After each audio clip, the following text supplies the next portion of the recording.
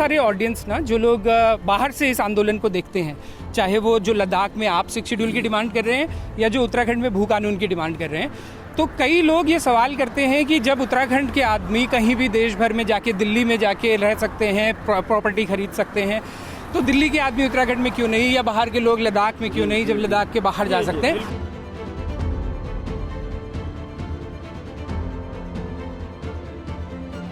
Actually जो हमारा area और लद्दाख का एरिया है वो काफ़ी सिमिलर है, मतलब टेरेन के मामले में, और जैसे पहाड़ी इलाके हैं दोनों, तो हम समझते हैं कि जो ये लैंड राइट्स है वो कितने इम्पोर्टेंट है हमारे लिए भी और लद्दाख के लिए भी। ऑफ कोर्स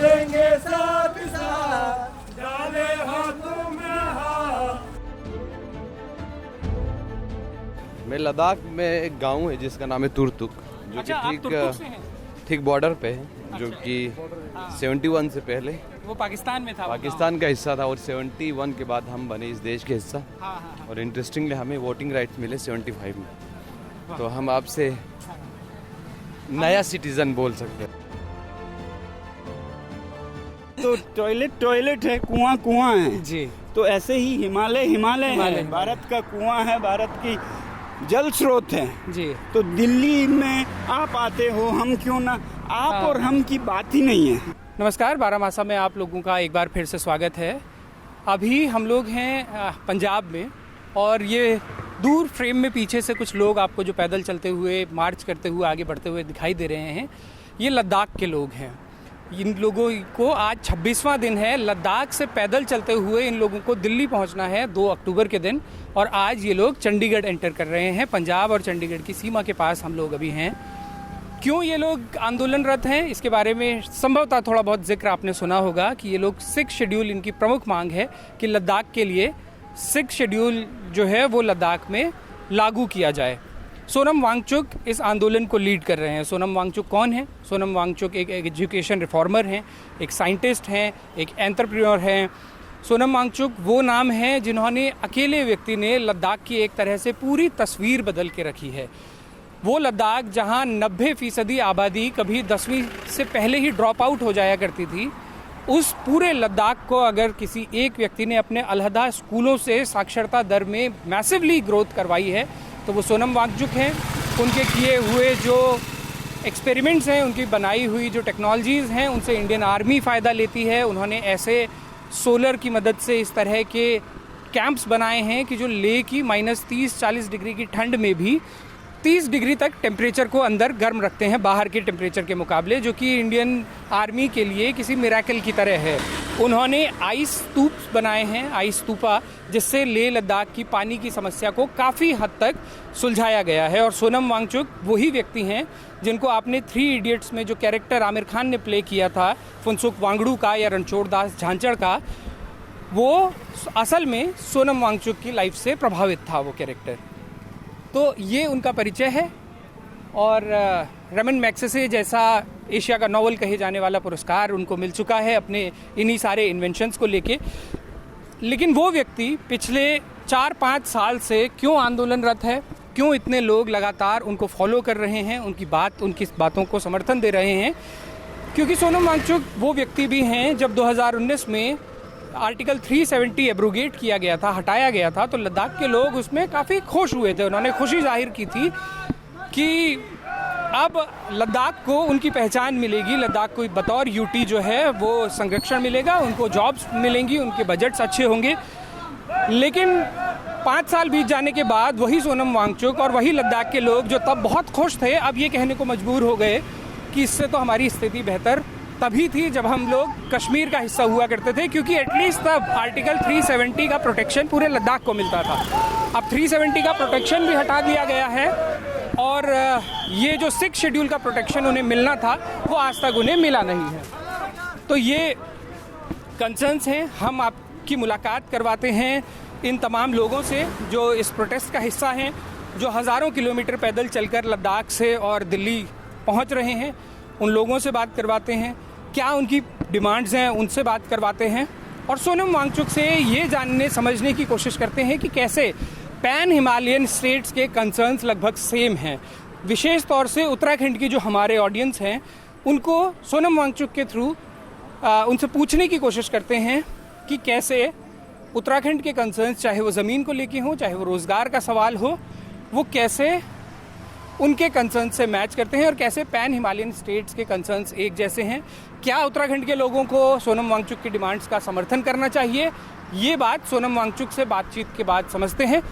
तो आइए इन तमाम लोगों से बातचीत के आधार पर ये जानने की कोशिश करते हैं कि आर्टिकल 6 शेड्यूल का जो प्रोटेक्शन है, आर्टिकल 244 में जो वो लोग मांग रहे हैं, उसमें उस बात में कितना दम है, उसमें कितना वज़न है। और उत्तराखंड जहां पर इसी तरह का भू कानून का सवाल पिछले कुछ समय से लगातार मजबूत हो रहा है, भू कानून का सवाल कैसे लद्दाख के लोगों की डिमांड से भी मैच करता है, मूल निवास का सवाल कैसे लद्दाख के लोगों की 6 शेड्यूल की डिमांड से मैच करता है, इन सिमिलैरिटीज़ को एक्सप्लोर करने की कोशिश करते हैं। ये जो पैदल यात्रा है जो लद्दाख से लेकर और दिल्ली तक जानी है, वो आज चंडीगढ़ के नज़दीक है। और चंडीगढ़ में जो स्टूडेंट्स हैं, लेह लद्दाख के मूलतः रहने वाले हैं, उन लोगों ने भी अपना कंसर्न दिखाते हुए ज्वाइन किया है। आपका क्या नाम है? आपका? मेरा नाम मुस्कान है जी, मुस्कान। मुस्कान, आप क्या यहाँ पढ़ाई करती हैं? हाँ जी, मैं पंजाब यूनिवर्सिटी में क्या कोर्स कर रही हैं? बैचलर्स कर रही हूँ मैं माइक्रोबायोलॉजी में। माइक्रोबायोलॉजी में। और वैसे आप लद्दाख के रहने वाले हैं? नहीं, मैं हिमाचल से हूँ, लाहौल स्पीति हिमाचल की रहने अच्छा, वाली स्पीति से रहने हाँ वाले जी। हैं। तो आप आज यहाँ क्यों हैं? क्या मोटिवेशन है जो आपको यहाँ लेके आया? एक्चुअली जो हमारा एरिया और लद्दाख का एरिया है वो काफ़ी सिमिलर है, मतलब टेरेन के मामले में, और जैसे पहाड़ी इलाके हैं दोनों, तो हम समझते हैं कि जो ये लैंड राइट्स है वो कितने इम्पोर्टेंट है हमारे लिए भी और लद्दाख के लिए भी ऑफ कोर्स, कि जो हमारा बहुत सेंसिटिव एरिया है। लद्दाख का भी एक एरिया जो है क्लाइमेटिकली काफ़ी सेंसिटिव है, तो जो वहाँ रह रहे हैं ऑब्वियसली उनको ज़्यादा नॉलेज है कि कैसे उस एरिया को यूटिलाइज़ करना है और उसकी एक्सप्लॉयटेशन को कैसे रोकना है। तो ये 6 शेड्यूल जो है काफ़ी इम्पोर्टेंट है वहाँ के लोगों के लिए भी, कि अपने जो उनका लैंड है उसको प्रिजर्व करना है। तो मेरा मानना है कि सर सोनम वांगचुक सर का ये जो इनिशिएटिव है ये बहुत ही एक नोबल कॉज है और बहुत ही ज़रूरी भी है, क्योंकि बहुत एक ट्रेडिशनल कल्चरल हब भी है लद्दाख, तो उसकी जो सेफ गार्ड करने के लिए ये 6 शेड्यूल का होना बहुत ज़रूरी है। तो आई थिंक गवर्नमेंट को उनकी सारी मांगों को पूरा करना चाहिए। तो आप लाहौल स्पीति से आप अकेले ही हैं जो यहाँ आए हैं, या लाहौल स्पीति के और भी कोई कंसर्न्ड स्टूडेंट्स ग्रुप है जो यहाँ आया है? जी, हमारा एसोसिएशन है ना, लाहौल स्पीति स्टूडेंट एसोसिएशन, तो हम वहाँ से 7-8 बच्चे आए हैं जो आज अवेलेबल हो पाए, तो हम लोग सारे आए हैं। अच्छा, तो मतलब आपका डायरेक्टली जो लद्दाख के लोगों का जो ये प्रोटेस्ट है, बाहर के लोग इसे ऐसे देख रहे हैं जैसे कि इस मार्च में सिर्फ लद्दाख के ही लोग शामिल हों, लेकिन आप मुस्कान की तौर पे आप लोगों के सामने एक एग्जांपल है कि सिर्फ वही नहीं, हिमालयन स्टेट्स के बाकी जगह जहाँ के भी कंसर्न सेम हैं वो लोग यहाँ पे आए हैं। जी, मेरा नाम मेहदी शाह है और मैं लद्दाख से हूँ। जी। अच्छा, लद्दाख में कहाँ से हैं? मैं लद्दाख में एक गांव है जिसका नाम है तुर्तुक, जो अच्छा, आप कि तुर्तुक से हैं? ठीक बॉर्डर पे है, जो कि 71 से पहले वो पाकिस्तान में था, पाकिस्तान का हिस्सा था, और 71 के बाद हम बने इस देश के हिस्सा। हाँ। और इंटरेस्टिंगली हमें वोटिंग राइट्स मिले 75 में, तो हम आपसे नया सिटीजन बोल सकते हैं। और हमें फ़ख्र है कि इस देश का हिस्सा बन पाया, जो कि पूरी दुनिया में एक बहुत बड़ी लोकतांत्रिक देश है। तो इससे बड़ी खुशकिस्मत शायद नहीं हो सकता मेरे लिए, क्योंकि मैं खुद यहाँ आने के बाद जो भी एजुकेशन हो, रोज़गार हो, प्यार हो, सब यही मिला। जी, बड़ी इंटरेस्टिंग कहानी है। मेहदी भाई, आपने अपना नाम बताया? जी। मेहदी भाई के गांव की बहुत इंटरेस्टिंग कहानी है तुर्तुक की। जैसा उन्होंने बताया कि वो 70s तक वो गांव पाकिस्तान में था, अब इंडिया में है। उस पर एक डिटेल प्रोग्राम हमने 12 मासा पे किया है, हम लिंक कमेंट बॉक्स में मेंशन कर देंगे। तो मेहदी भाई, कितना दिन हो गया चलते हुए? हमें 21 दिन हो गए। हम 1 को निकले थे, तो लगभग आज 26 है, तो 26 दिन हो गए। और हम शुरू से इस यात्रा में जुड़े हुए हैं। और इस यात्रा को जो ऑर्गेनाइज़ किया गया है, जो कॉल किया गया है, वो ले एपेक्स बॉडी ने दिया है, जिसका मैं भी एक सदस्य हूँ, है ना। तो हम 26 दिन हो गए और 26 दिन आज चंडीगढ़ इंटर कर चुके। क्यों आई ये नौबत कि जब 370 हटा था तो लद्दाख के लोगों ने बहुत वेलकम किया था उस डिसीजन का, लेकिन अब ऐसी स्थिति क्यों आई कि आप लोगों को दिल्ली तक पैदल जाना पड़ रहा है? हाँ, आपने सही कहा। जो 370 हटने के बाद लद्दाख की जो मांग थी वो यूनियन टेरिटरी रहा है हमेशा से, लेकिन वो यूनियन टेरिटरी विद लेजिस्लेशन रहा। लेकिन जब आर्टिकल 370 को एब्रिगेट किया गया तो एब्रिगेशन के तो फेवर में थे बहुत सारे मेजॉरिटी लोग। यूटी की भी डिमांड थी, लेकिन यूटी विद लेजिस्लेशन की थी। जब यूटी विदाउट लेजिस्लेशन के बाद लोगों को ये एहसास हुआ कि लद्दाख जैसे इकोलॉजिकली फ्रेजाइल और डिफेंस पॉइंट व्यू से सेंसिटिव एरिया और जिसकी आबादी ज़्यादातर ट्राइबल्स हो, तो उनकी जो अपनी जो कल्चर्स है, अपनी इकोलॉजी है, तो उसको लेकर लोगों में एक तरह का कंसर्न आया। और आने के बाद ये मूवमेंट आज से 5-6 साल पहले शुरू हुआ है। ऐसा नहीं कि आज पद यात्रा में शुरू हुआ। पद यात्रा इस पूरे मूवमेंट का एक हिस्सा है, एक स्ट्रेटजी भी है। इससे पहले आपने देखा हुआ एपेक्स बॉडी ने लगातार इस विषय पे डिस्कशन भी करते रहे हैं लद्दाख में, है ना, अलग अलग फोरम्स पे। और दूसरा प्रोटेस्ट भी करते रहे बहुत पीसफुल और विद इन डेमोक्रेटिक पव्यू के अंदर। और उसके बाद एपेक्स बॉडी को सपोर्ट देने के लिए mister Sonam Wangchuk, who is a well known climate activist, तो उन्होंने इसको सपोर्ट दिया। तो इसकी जो इशू है वो ग्लोबलाइज हो गया, नेशनलाइज हो गया। अब जो पद यात्रा कर रहे हैं वो एपेक्स बॉडी के कुल मिला के 4 डिमांड्स, जिसे हम बोलते हैं 4 पॉइंट एजेंडा। और उस 4 पॉइंट एजेंडा में से 2 जो है कोर एजेंडा है, वो है full flesh statehood for Ladakh and second is inclusion of Ladakh into the 6th schedule of Indian constitution. तो ये आपने सुना कि ये 2 प्रमुख मांगे हैं। एक तो कि पूर्ण राज्य का दर्जा जो है वो लद्दाख को दिया जाए, और दूसरी डिमांड है कि 6वीं अनुसूची जो है, जिसको 6th शेड्यूल कहते हैं इंडियन कॉन्स्टिट्यूशन का, उसमें उसका हिस्सा बनाया जाए, जो और ट्राइबल्स के लिए ही बना था। हाँ, जो ट्राइबल्स के लिए ही है, क्योंकि लद्दाख जो है 97% या 95%, 90 अबव ट्राइबल है। हाँ। तो इसीलिए ये मांग कर रहे हैं जी। और जबकि उसमें उसका प्रावधान जो है, प्रावधान ये कहता है कि अगर 50% से आबादी किसी क्षेत्र की 50% से ज़्यादा आबादी अगर जनजातीय है तो वो क्वालिफाई करता है। वो डिमांड्स हैं, वो सोनम सर से अभी बात करेंगे तो और डिटेल में उसको समझेंगे, उसके टेक्निकल एस्पेक्ट्स को। मेहदी भाई, आप मुझे ये भी बताइएगा कि क्योंकि आप बिल्कुल बॉर्डर के पास के क्षेत्र से आते हैं, बल्कि एक ऐसे गांव से आते हैं जो अभी आज़ाद भारत में आधा समय पाकिस्तान में रहा है और अब आधा समय हिंदुस्तान का हिस्सा है। तो अगर ये डिमांड्स पूरी हो जाती हैं तो विशेष तौर से आपके क्षेत्र के, आपके आसपास के युवाओं को, आपके गांव के लोगों को, उन्हें किस तरह से इसमें वो फ़ायदा होगा, उनको उनके बेनिफिट्स या उनके राइट्स कैसे प्रोटेक्ट होंगे, अपने पर्सपेक्टिव, पर्सनल पर्सपेक्टिव, गांव के पर्सपेक्टिव से? जी, तो जो मेरा गांव है वो जिस ट्राइब से हम बिलोंग करते हैं या मैं बिलोंग करता हूँ, उस ट्राइब का नाम है बल्ती। तो हम भी ट्राइबल से, और हम भी, और ये बल्ती शब्द जो है बल्तिस्तान से आया। बल्ती शब्द जो है बल्तिस्तान से नहीं है, बल्ती जो वर्ड है वो टिबेटन से आया। अच्छा, है ना। तो ये एक टिबेटन, एंशिएंट टिबेटन वर्ड है। बल का मतलब होता है जगह और ती का मतलब होता है पानी। क्योंकि जो बल्तिस्तान है उस एरिया में आपको वाटर रिसोर्सेज बहुत मिलेंगे, शयोग जाता है, इंडस जाता है, तो इसलिए उस टाइम बल्ती ये नाम रखा था। जब पर्शियन ने जब रूल किया तो उन्होंने स्थान ऐड किया। अच्छा, Baltistan, the land of Balti पुराना है बल्तिस्तान, उसी पे पड़ा। हाँ, जो रूट वर्ड है वो बल्ती है, स्थान पड़ा है पर्शियन इन्फ्लुएंस से जी। ऑलराइट, ठीक है।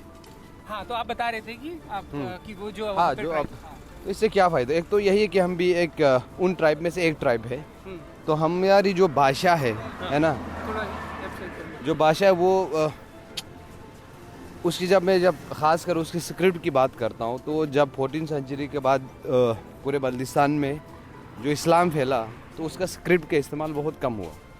उस स्क्रिप्ट के बजाय लोग इस्तेमाल करने लगे नस्तलीक, पर्शियन वगैरह। जब 6 शेड्यूल होंगे तो मेरे ख़ास कर मुझ जैसे राज्य में, क्योंकि 6 शेड्यूल में तो लेजिस्लेटिव पावर है, तो हम अपने लैंग्वेज को प्रोटेक्ट करने के लिए, रिवाइव करने के लिए लॉज बनाए जा सकते हैं। हालांकि रिवाइवल की हम कोशिश कर रहे हैं अपने अपने गांव लेवल पे, लेकिन जब 6 शेड्यूल के अगर ऑटोनोमस डिस्ट्रिक्ट काउंसिल बनते हैं तो वहाँ से उस लैंग्वेज को रिवाइव करना और स्कूल करिकुलम इंट्रोड्यूस करने से शायद मुझे लगता है कि हमारी उस लैंग्वेज रिवाइवल में एक बहुत बड़ा बेनिफिट होगा। एक दूसरा कल्चर, तीसरा हमारे एरिया में भी अभी जैसे कि रोड्स बन रहे हैं, तो ये पॉसिबल है, और वो भी एक इकोलॉजी के लिए बहुत सेंसिटिव एरिया है, तो पॉसिबल हो वहाँ पे भी आने वाले समय में बहुत चीज़ें हो जो उस गाँव के अनुकूल नहीं हो। तो जब 6 शेड्यूल होंगे तो वो काउंसिल में हमें वो पावर होगी, लेजिस्लेटिव पावर होगी, तो हम अपने अनुसार, अपने इलाके के अनुसार जिस तरह की प्रोटेक्शन की नीड्स है, जिस तरह की लॉस हम बना सकते हैं, वहाँ की ट्राइबल आइडेंटिटी को, ट्राइबल कल्चर को बचाने के लिए, वो एक मुझे लगता है कि एक बेनिफिट होगा। जी बहुत बहुत शुक्रिया मेहदी भाई हमसे बात करने के लिए। Thank you so much thank you so for much. this choice interview, and I request all your viewers to support us, to support ecology, because ecology and climate change is an issue which is of global significance, and we all are global citizens, so kindly support us, contribute in this. Right, thank you so much.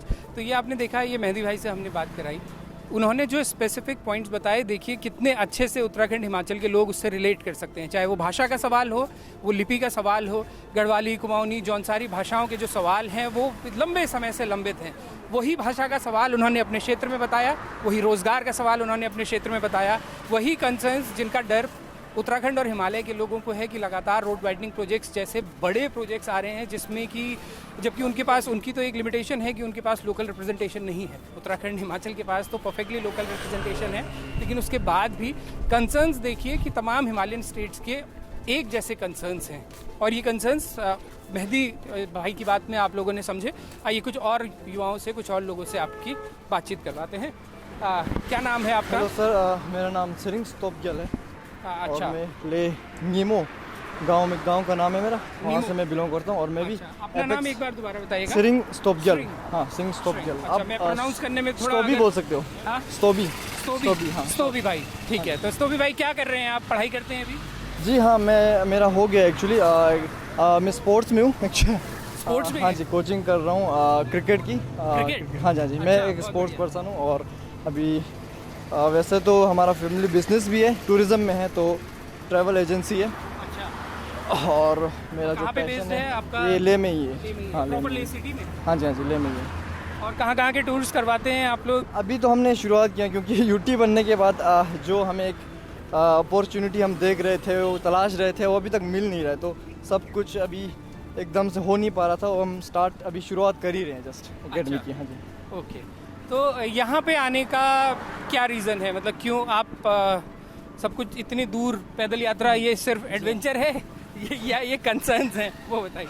जी हाँ, आप इसको adventure की नज़रे से तब देखेंगे, लेकिन उससे पहले कंसर्न्स अगर जेन्युइन है और आपका इंटेंशंस अगर सही है, तो तब जाके ऐसे एडवेंचर पे हम निकल सकते हैं। बिल्कुल सही। जी हाँ, तो मेरा भी यही था। इससे पहले I think in March April sir Sonam Wangchuk के द्वारा अनशन निकला था क्लाइमेट फास्ट करके, तब भी हम उधर ही थे। हमने भी कुछ दिन अनशन किए थे उधर भी। अच्छा। हम सभी यूथ मेंबर्स उधर ही हम रुके हुए थे। तो ये काफ़ी लंबा चला था, 1 महीने तक का, 21 डेज़ का उन्होंने अनशन रखा था। तो उस बीच काफ़ी यूथ और बूढ़े बुजुर्ग सभी ने कोई 5 कोई 7 दिन अलग अलग दिनों के अनशन रखे थे बहुत लोगों ने। तो तब हम थे, और हमें समझ तो पहले से ही थी कि कितनी ज़रूरत है अभी लद्दाख को एक सुरक्षित स्थान बनाने के लिए, जो कि हम पहले से इस 6 शेड्यूल के बारे में हमको बताया गया था। जब हमें पता चला यूटी विदाउट लेजिस्लेचर कितना ख़तरनाक हो सकता है एक राज्य लद्दाख जैसे इकोलॉजिकल सेंसिटिव एरिया में, तो इन सब को मद्देनज़र रखते हुए काफ़ी चीज़ें। ठीक है, और ये जो ब्रॉडन पॉइंट्स हैं, इस पे हमने और लोगों से भी बात की, सोनम सर के साथ। इसके बाद हम डिटेल में बात करेंगे। सोनम सर, बारामासा में आपका बहुत बहुत स्वागत। सबसे पहले सर, हमने देखा कि पिछले कुछ समय से हम लगातार देख रहे हैं कि आप पिछले कुछ सालों से लगातार अनशन कर रहे हैं, 6 शेड्यूल की बात कर रहे हैं। और मैं इस कंटेक्स्ट से आपसे बात की शुरुआत करूंगा कि जब 370 एब्रोगेट हुआ, तो आपने भी और लद्दाख के तमाम लोगों ने उस डिसीजन को बहुत स्वागत किया उसका। लेकिन उसके कुछ साल बीत जाने के बाद नौबत ये तक आ गई कि आपको ये कहना पड़ा कि इससे तो हम JNK में ही अच्छे थे, और बल्कि यहाँ तक भी कहना पड़ा कि अगर ऐसा ही रहा तो डर है कि कहीं मिलिटेंसी की तरफ लद्दाख के लोग ना चले जाएं। ये कहने की नौबत क्यों आई, और अब लद्दाख से दिल्ली तक पैदल जाने की नौबत क्यों आई? जी, तो जब लद्दाख यूनियन टेरिटरी की मांग कर रहा था पिछले बहुत सालों से, मैं खुद जबकि मैं इन्वॉल्व भी नहीं था तो देखता था, तो हर वक्त हमारे leaders union territory with legislature, जिसमें विधानसभा हो, जहां चुने हुए प्रतिनिधि निर्णय लें, इसकी मांग कर रहे थे। मगर जब 19 में ये दी गई तो लोगों ने सोचा उसी अनुसार होगी, मगर धीरे धीरे पता चला कि उसमें लेजिस्लेचर भी नहीं है। दूसरी तरफ लोगों ने और एक स्तर पर सेफगार्ड्स, संरक्षण और लोकतंत्र जो कि जनजातीय लोगों के लिए ही बना है, ऐसे पहाड़ी इलाके जहाँ पर जनजातीय लोगों की आबादी 50% से ज़्यादा है, वहाँ 90 से ज़्यादा है, लद्दाख में 90 से ज़्यादा। हाँ, तो उस अनुसार लोगों ने उम्मीद की कि 6वें शेड्यूल में वो संरक्षण दिए जाएंगे लद्दाख के पर्वतों को और वहाँ की संस्कृति को, और ऐसा सरकार ने भी आश्वासन दिए। बहुत से मंत्रालयों के मिनट्स में है ये, और 2 बार चुनावों में घोषणा पत्र में सबसे पहले दूसरे तीसरे बिंदु पर हैं। बीजेपी के मैनिफेस्टो में भी जी, था जी। और इलेक्शंस भी जीते भारी बहुमत से जी, क्योंकि लोग चाहते थे कि ऐसा हो और वादा था ऐसा, मगर उसके बाद अब बिल्कुल पीछे हट गए। हम इसीलिए याद दिलाने जा रहे हैं कि ये तो बिल्कुल लिखित वादे हैं, ये तो बैंक के एक चेक की तरह है जी, जिसको कि सम्मान किया जाना चाहिए। और गवर्नमेंट ने जी तो इसलिए हम ये कह रहे थे कि अगर ऐसा नहीं हुआ, बावजूद इसके कि वादे किए गए, आश्वासन दिए गए, तो फिर लोग हताश होंगे, निराश होंगे। और हाँ, अगर देखिए अब वहाँ पर हालत ऐसी है कि कोई लोकतंत्र का मंच नहीं है, ना असेंबली है, ना जिला परिषद है जैसा 6वें शेड्यूल में होता है। एक भी होता तो लोगों की भागीदारी होती जी, कुछ भी नहीं है। ऊपर से सारे युवा बेरोजगार हैं, 5 साल से एक भी गैजेटेड पोस्ट पर नियुक्तियां नहीं हुई, जो कि युवा के लिए तो एकदम बहुत बड़ा मसला है ही, सरकार के लिए भी, यूटी एडमिनिस्ट्रेशन के लिए भी तो हाथ नहीं है चलाने के लिए जी। तो ऐसे में जहां युवा बेरोजगार हो, लोगों को लोकतंत्र नहीं हो, तो आगे जाकर कुछ भी हो सकता है जी। ये हिंसा की तरफ भी जा सकता है, मगर हम नहीं चाहते हैं कि ऐसा कुछ हो जी। इसलिए हम अभी से खुद पर सारे पीड़ा उठाना चाहते हैं। हम किसी पे और पे पीड़ा देने के बजाय, या ऐसा जैसा कश्मीर में होता है या कई जगहों पे हो रहा है जी, वहाँ भी सुलझाने चाहिए, मगर यहाँ तो समस्या बनी भी नहीं है। हाँ। पहले ही सुलझाया जा सकता है। तो ये उस तरह का कोई शक्ल ले, इससे पहले हम खुद को 1-2 लोग जैसे अनशन में मर गए तो कोई बड़ी बात नहीं है, 2-3 हजार हिंसा में मारे जाएं, वैसे ही पद यात्रा है, खुद पे पीड़ा उठा रहे हैं, 1000 किलोमीटर 30 दिन चल के सरकार से दिल्ली में ही आके हम उन्हें याद दिलाना चाहते हैं, विनती करना चाहते हैं जी।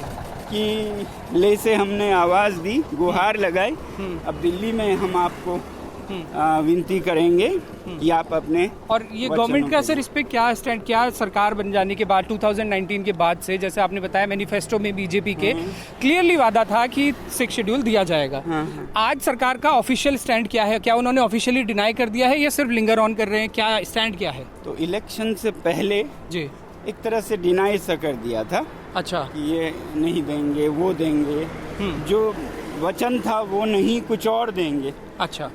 फिर इलेक्शंस आए तो हमने भी स्थगित किया, जब पूरे इलेक्शंस लद्दाख में होने लगे जी।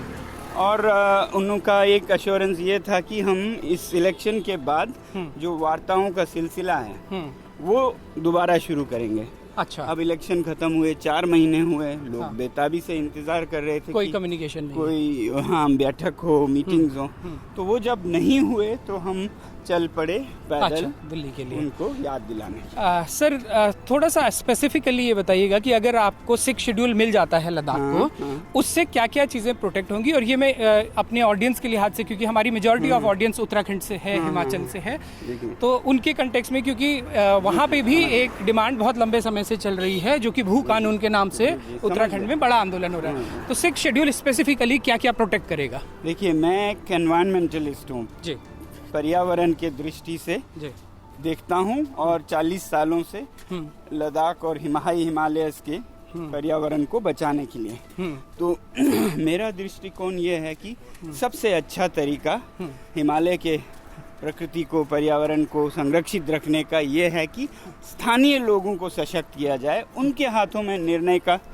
वो दिया जाए हक, ना कि कोई अफसर आके करे या फिर बड़े बड़े कंपनीज आके करें जो चाहें।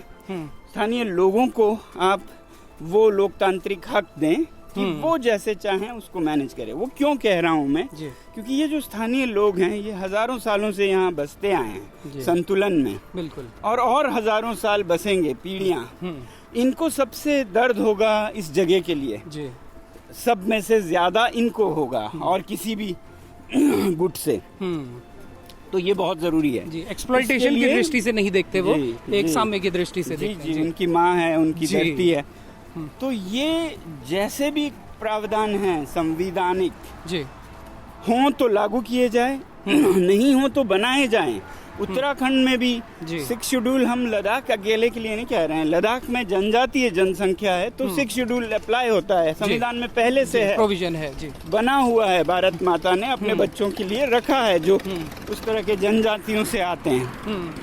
तो जहाँ है वहाँ तो तुरंत दिया जाए, और वैसे भी वचन है जहाँ नहीं है, हिमाचल में, उत्तराखंड में, बाकी और हिमालय में ऐसे और प्रावधान हो तो लागू करें, ना हो तो बनाएं तो जाएं। जैसे 6 शेड्यूल है वैसे ही जो मौलिक जो वहाँ के निवासी हैं उनको एक तरह से सिर्फ अधिकार नहीं है, उनको एक जिम्मेदारी दें कि आप रखेंगे इसका ख्याल रखेंगे जी देख रेख जी, क्योंकि कोई अफसर नहीं कर सकता है ये, जो लखनऊ से, चंडीगढ़ से, दिल्ली से आए वो नहीं समझेंगे जी।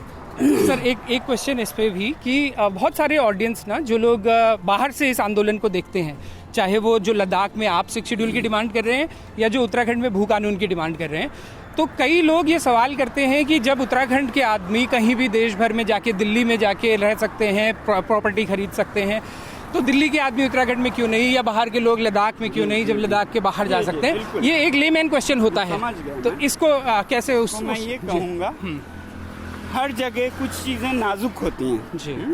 जैसे गांव में कोई पानी का स्रोत हो उसे वो साफ रखेंगे। आप देखेंगे पहाड़ों में, गांव में जहाँ पानी का स्रोत है उस पे रेस्ट्रिक्शंस होंगे कि आप यहाँ कुछ भी नहीं करेंगे, नियम होते हैं, गांव के कानून होते हैं। या फिर शहरों में कहें तो अस्पताल में जाते हैं तो आप ये कर सकते हैं, ये नहीं कर सकते हैं, इस समय आ सकते हैं। अब आप ये नहीं कह सकते हैं ना कि आप जब अस्पताल से बाहर आते हैं तो कुछ भी कर सकते हैं, तो मैं भी अस्पताल में आके कुछ भी करूं, कचरा करूं, शोर मचाऊं, वहाँ पेशेंट्स हों, इसका मैं क्यों केयर करूं? जब आप डॉक्टर लोग बाहर आते हैं तो कुछ भी करते हैं। तो ये बात कुछ बनी नहीं ना। ये हिमालय जो है बहुत हिमालय बहुत संवेदनशील है और सबके पानी का स्रोत है।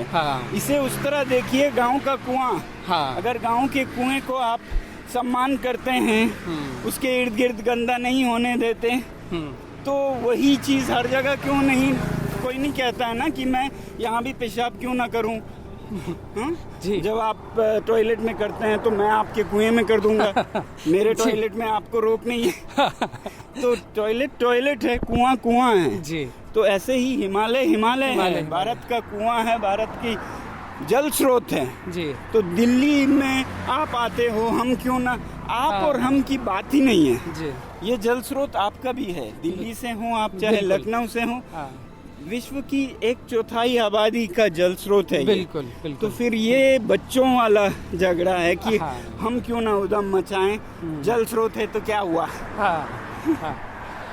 Thank you so much Sonam sir, आप बहुत इतना लंबा आप चल रहे हैं, इतने उस बीच में आपने समय दिया, उसके लिए बहुत शुक्रिया। आपका भी बहुत शुक्रिया, खासकर आपका, आप उल्टे चल रहे हैं इसलिए बहुत धन्यवाद। और मैं उत्तराखंड के तमाम लोगों की तरफ से आपको ये एश्योरेंस भी देना चाहता हूँ। मुझे बहुत सारे लोगों ने भी कहा कि आप अगर सोनम सर से मिलें तो उनको ये ज़रूर बोलिएगा कि उत्तराखंड की बड़ी पॉपुलेशन आपके कंसर्न से जो है सहानुभूति रखती है, उनको समझती है और आपको सपोर्ट करती है, आपके कॉज को सपोर्ट करती है। तो उन तमाम लोगों की तरफ से भी आपको बहुत सारी शुभकामनाएं, और आपके संघर्ष में बहुत सारे लोग वहाँ के साथ हैं, ये एश्योरेंस मैं तमाम लोगों की तरफ से धन्यवाद। उन्हें कहिए कि आप ही सिर्फ हमें नहीं, आपका समर्थन पूरा भारत करता है, क्योंकि भारत इतना